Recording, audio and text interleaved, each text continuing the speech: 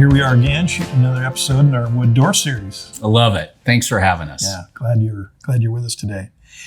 In this episode, I wanted to talk about basically choices, design flexibility within the Style and Rail line. I thought maybe you could start by talking about size options. You know, your typical door out there, typical entry door anyways, for years has been quote unquote a 3068 or a 36 inch by 80 inch slab. Right, yes. I'm assuming there's other things out there these days. Oh, this is one of our favorite conversations as a wood door manufacturer, because the nature of how a wood door is made, we're not stamping doors out of a mold like with a skin. We're making it with parts and pieces. And so because you make a door out of parts and pieces, you have the ability with wood to customize every part or piece if you want. So when it comes to size, there are no size restrictions. Really, the only restriction in some cases is, can we fit it on a tractor trailer leaving our facility? Wow. There have even been some instances where a customer has wanted a door that is too big to fit into the back of a trailer, which is just gigantic. And so we've sent doors in two pieces that they've reassembled on the job site. I don't think I plan to talk about that, but when you talk about size, there is no restriction. So if you want to make a truly amazing statement on the front of your home, somewhere in your home, no restriction in terms of size. In terms of design capability, same idea. So because a door is made out of parts and pieces, you can move those parts and pieces around in a door however you want, add glass where you want, add multiple wood types in a door if you want, no problem. I know it's fun to say, or it's easy to say, we can do anything, whatever you can sketch up.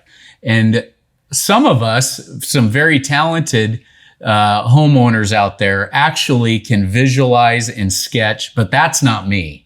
And that's not most people, when we recognize that. So if you are one of those folks that can sketch whatever you want, have it in your mind, sketch it, we can make that door from that sketch. But if you're like me, and I know what I want when I see it, so maybe I flip through a catalog that, oh, there it is, that's what I want. So we can make a door that way, just what you see in a picture. We can also hybrid those two ideas together where you're flipping through a catalog and you're like, oh, I like that, but I want to alter that slightly. That's still no problem, whether it's size, wood type, maybe a design element involved, no problem when you're working with wood. Okay. With respect to the larger doors, and going through some of your pictures, I saw some really big doors used in like a barn door environment on the inside of a home. But when it gets to a certain size, do you have warnings with respect to, hey, this may or there are warping tolerances, or that's a big piece of wood engineered together. So how do you handle that? What should I expect as the purchaser of a large custom door? So the popularity of really big monster-sized doors is growing. And I think that has to do with, you mentioned one, a barn track, just the applications with the way doors are hung nowadays. It's not just maybe your typical hinge that we're all familiar with on a door. It could be putting it on a barn track. And even though that door is really huge, it can glide really easily on a barn track. And a barn track's a pretty DIY friendly installation as well. Other ways that you could put a door system together for a really big door is one, a pivot hinge. So a door that actually rotates around a pivot point. That's really growing in popularity. We're seeing that more and more on a really high-end home that wants to make a true statement on the front of their home. There's also other hinge types that can handle the mass, the weight of a really big door. So anymore, it should not be a scary thing to consider a really big door. There are ways to make that really big door operate just like you would a standard size door. Yeah. You did make a comment about warp and what are some sizes that you should worry about that.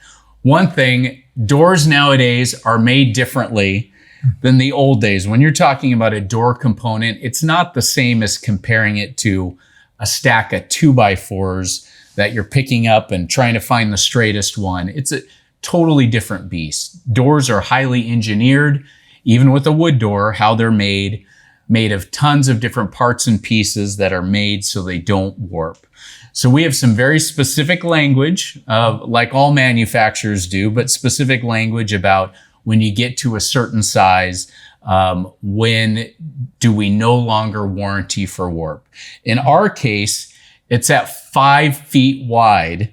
So up to 5 feet wide, that door is fully warranted. Once it's beyond 5 feet, doesn't mean we won't make a door beyond 5 feet, but we can't guarantee a door that size within the tolerances of warp. Okay. So 60-inch wide door, I lay my level on it. I mean, what's the tolerance? That's a really good question. It's a 1/4 of an inch at that size. Okay. So at your typical, there's a graduated pass. So at a typical 3 foot wide by 6 foot 8 inch tall door, that is an 1/8. Okay. But as you get to these larger sizes, you can expect a tolerance within a 1/4 of an inch over the full size of the door itself. Yeah. Okay. Yeah. Glad you shared that. You touched on species earlier. Growing up in this area, it seemed like most entry doors were hemlock or fir or getting crazy in the 80s, somebody had mahogany. Right. How many different species choices would I have working with the Simpson Door Company?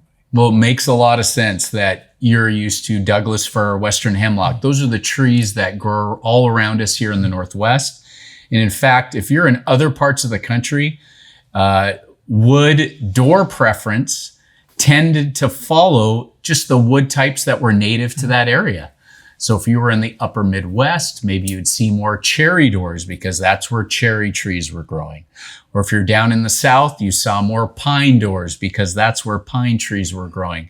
So amazing how wood trends really are born based on the trees that grow in whatever area you are. So with that in mind, and because we service a variety of tastes and everywhere across the country, we've made doors from over 100 different types of wood. Wow. If you hooked me up or made me take a test, I could no way name 100 different wood types. But as long as we can procure the wood from a responsible resource, we can build a door out of it. So it's been over 100 different types of wood. But you ask about what's popular in the Northwest. And we have some examples of what that is. Probably our #1 wood type is Douglas fir. I have a sticker on it to help me, but it's this tight vertical grain. So the straight grain that you would see with a piece of Douglas fir. It looks really beautiful on a door and also functions really well in our Northwest weather. Some other wood types that are popular here is a mahogany. This particular is different types of mahogany. This one is a sapele mahogany. And I'm moving it like this. I don't know if the lights in our studio catch this, but it's this ribbon grain that give off this cool luster that really set this apart. So sapele mahogany is another popular wood type that we'll see here in the Northwest. Another trend we're seeing now too is white oak. So this is not the red oak that all of our kitchens were in the 80s, but this is white oak, and this particular cut of white oak is quarter sawn.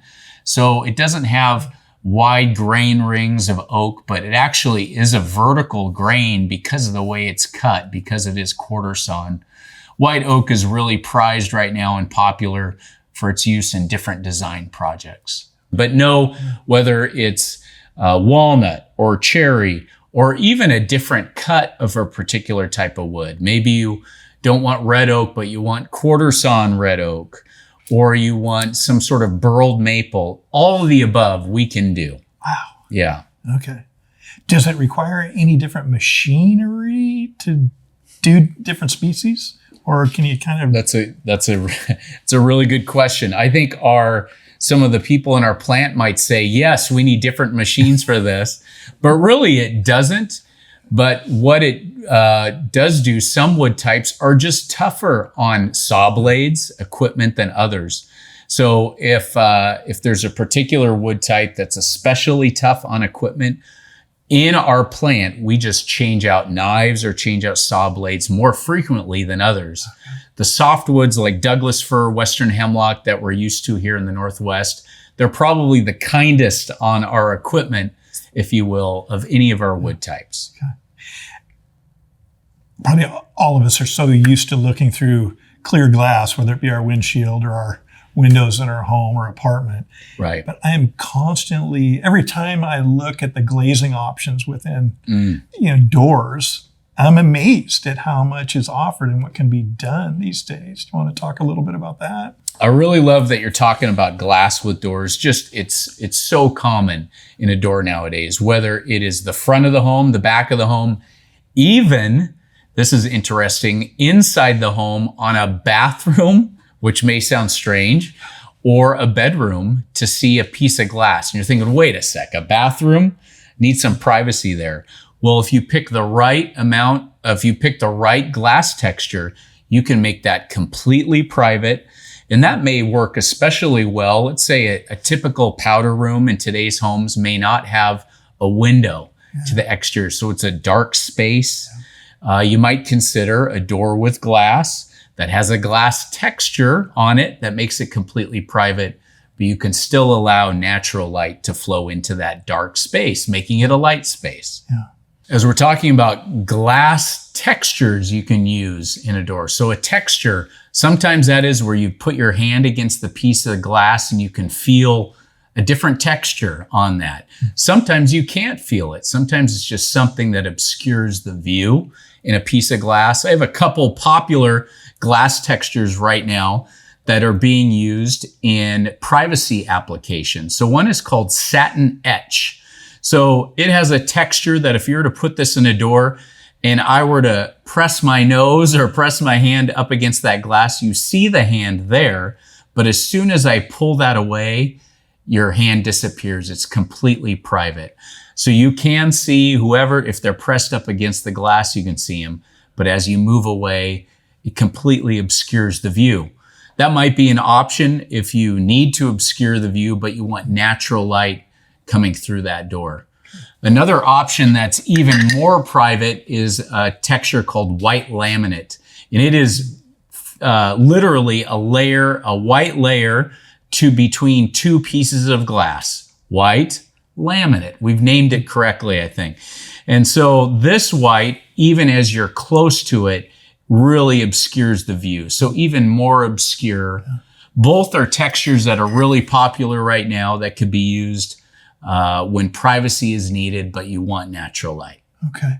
I noticed on the white laminate, it's thicker. Does that potentially change any design elements on the door? Does it limit the number of the types of sticking I could use, or is it so narrow it really doesn't matter? Really good question. For the homeowner's perspective, really doesn't change anything. In manufacturing, it changes our process slightly. We just have to account, rather than an 1/8 inch thick piece like this is a 1/4 of an inch thick. It just changes a couple steps in our manufacturing process, but we can put either of these glass types in the same door. Yeah, I appreciate that. And if nothing else, just to sort of set your home apart, right? It's just a lot of homes you walk in and it's all painted panel doors or what have you. But all of a sudden you walk in, gosh, that's a cool pantry door. Or somebody has double French doors to an office, but they put some really cool glass in there or something. Right. So, yeah, I like that. It's just another way you can personalize your door. Yeah. So you can personalize it with design, size, wood type, but also glass. Yeah. We've had some of our customers ask us, hey, I'm on a pretty busy street, so privacy is a concern with my front door. We introduced to them different glass textures that still allows natural light to flow into that entryway. You don't want a dark entryway. You want it flooded with natural light. You can still do that and select the right glass texture, and you still get the privacy you might need. Okay. you'd mentioned custom options. If you can draw it, we can make it. How detailed can that get? Is it really just the amounts of stiles and rails and how those things fit together, or does machinery and your capabilities now allow you to do really ornate designs and small detail stuff within the body of the door? Probably the best way to answer it are if you ask us, hey, we're always going to say yes. It might be a matter of a price, there's a price to that, but we are always going to answer yes when it comes to customization. So in order to help a homeowner have an idea of what sort of customizations can you make, we have really robust tools on our website that allow someone to pull up a door, any door that we offer, and customize it, or I should even say personalize it exactly how they want. Move a part and piece over here, make it whatever size you want. If that sort of tool that allows you to do virtually anything, if that's not enough for you, if you're truly a one-of-a-kind sketch type person, you can sketch it, you can draw it, send it into our engineers. Our engineers will make sure we can build that door so it's going to function properly and last for generations. And if we can build that custom door for you as well. So somebody could send you their family crest design, they could, and you could build it into their door. Yeah, and you would think just because I'm around door manufacturing every day that it gets to be old hat. It is commonplace in our manufacturing facility that the texts start going around. Someone in the plant will take a picture. Wow, this is so cool. So I'll get a text, and all of a sudden everyone is running to see this one-of-a-kind unique door. We get excited about something unique that some creative homeowner has come up with, and we get to benefit from making and seeing that. That's so great. Yeah. As you're aware, it seems like the greater Seattle area where we're filming this, pet doors, cat doors, dog doors, whatever they're called, is that, I'm assuming that's doable given all the customization you can do at the plant. Yeah, you bet. Yeah, we all love our four-legged pets, our buddies, four-legged family members that we are going to create doors made for them. And so we always think of dog doors, but even before I go to that, think of a cat door. So you can, I'm sure online, find a lot of options where you can retrofit your own door you already have in your home with some sort of cat door. Just cut a hole. U-cut out of the bottom of the door. You bet. So if you don't want to go that route, we regularly take an interior door that we build and we'll cut just a little hole in that bottom rail component. Maybe we see that in a laundry room or somewhere where the cat box is hidden. Keep that beyond. That is a really standard cutout that we'll do. Just a little hole in the bottom. It looks totally cute. And I'm told the cat adjusts really quickly to that. But keep the litter box behind a closed door. Okay. So that's one option. Certainly dog doors. There's a lot of do-it-yourself products out there to retrofit your existing door with the dog door. We can also make a door with a really high-end, highly functional dog door. So if you don't want to sacrifice cutting a hole in your door or having a cheap-looking solution, you want a really nice wood door, but you want a functional, good-looking dog door in that, we'll do that in our factory for you. Okay. And I'm assuming you can do this on exterior doors as well as interior doors? We can. We'll do that on exterior doors. Have a lot of options, of course, on sizes, just because of all of our dogs of various sizes. We even have a nice chart. If you're considering a dog door, we'll give some weight ranges and even call out some dog breeds just to give you an idea. If you have a Great Dane, you'll need this size of dog door versus a Chihuahua. Obviously, you can use a much smaller door, but all of those options are available to you. So I'm envisioning an exterior door. Are you trying or intentionally keeping the bottom rail in place and the dog door is mounted above the bottom of the door? Exactly and so right. poking it open and then stepping over the bottom rail We to are. keep the integrity of the door? It's a really good question, and you're spot on. So we do want to keep the structural integrity. Not only can the dog door itself differ in size, but based on the size of the door, we'll also place it at different locations in the door, Gotcha. which makes sense. Even if we had a real small dog door, you wouldn't put it high on the door where the dog couldn't even get through that, couldn't step through it. So the location of the dog door goes with the size of the dog door. We're going to put it in the right size for the size of the dog. Okay. In listening to you share within this episode, it feels like you can do almost anything. So it begs the question for me, are there any limitations or restrictions to keep in mind in this world of wood doors and customization? Yeah, boy, that's a really good question. It is rare that we have to say no to something Okay. when we're quoting a door. It is rare. So can I say for all instances, all applications, I can't say we'll never say no, but it is so rare, whether it is size, wood type, glass type, any custom alteration. That's something you can do with a wood door. Gotcha. Maybe we'd wrap up with this, but when you and I were prepping for the series, I just remember now that one of your recent acquisitions allows you to address some of these really oversized pre-hung doors, which, let's face it, in the industry, typically it was that 3068 door, manageable, even one person potentially could carry it around. Right. Now you're talking about huge doors. Maybe they're round top, or maybe they've got a corner knocked off, and all of a sudden this doesn't go down the door line at our local door distributor. Right. So maybe you could talk a little bit about that. And that seems like a great opportunity for the purchasing public out there that have an application that can fit a door that size, or they're looking for something really dramatic.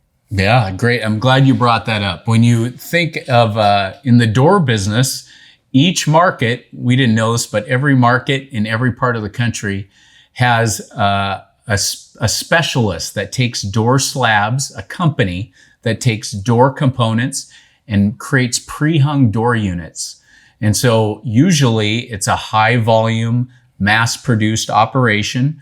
And when you have a mass produced operation like that, you seem to appreciate less variety, standard sizes, things like that. So you are right. As soon as it has a corner that's been clipped, it's going in the attic, so you need the corner cut off. It's a really huge monster door. It makes it tough for that high volume pre-hanger, as we call them. So we do have the ability in-house at Simpson, if you have a truly custom, unique shape, one-of-a-kind size, unusual application, we'll put together that entire door unit for you. So rather than maybe a partner that would pre-hang it in the local market, we're going to put together that entire unit. So the door jamb, the hinges, the door component, everything involved in that door just comes from our factory, comes from one place. Nice. And in that model, you could potentially be creating something that might weigh 500-600 pounds. What's the delivery process look like? I mean, typically the wholesalers in the market will bring it to us and then we'll reload it, take it to a job site. Is it different in this situation? It's really no different. It's still going to follow the same path of distribution. Okay. And so still be delivered the same. It's just that maybe the one part of that door manufacturing process that's typically done close to the market is now done at the factory. You had mentioned shapes. There really is no limit when it comes to shapes. So again, we're not stamping out doors out of a mold. So we can make a customized one-of-a-kind door any shape. You want it to have a round top on the top? No problem. How about just an arch? How about an angle? How about any shape you want on the top of a door is doable. I love it. I'm so glad we did this episode. That was really fun, Brad. Thank you. Thanks for letting us share all the options we can offer to you.